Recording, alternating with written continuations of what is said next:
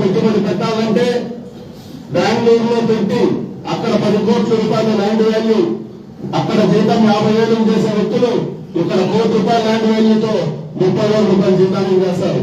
అక్కడి నుంచి పోర్టుకు రావాలంటే కృష్ణపట్నంకు రావాలా, ఈ 200 కిలోమీటర్ల ట్రాన్స్పోర్టింగ్ డబ్బులు కూడా ఇక్కడ కానీ ఇండస్ట్రీ పెడితే వాళ్ళకి మిగులుతారు. ఇట్లా ఒక్క యార్డ్ అనేది ఒక్కటి వస్తే, కంటైనర్ యార్డ్ అనేది ఒక్కటి వస్తే అనేక రకమైన ఇండస్ట్రీలు రావడానికి అవకాశాలు ఉంటాయి, ఐటీ రావడానికి అవకాశాలు ఉంటాయి. 25,000 కాదు 50,000 ఉద్యోగ అవకాశాలు వచ్చే అవకాశం ఉంటుంది. అది ఒక్కటిగానే సాధించుకోగలిగితే. అంటే ఎందుకు మనం సాధించుకోలేము? మనలో పట్టుదల ఉండాలా.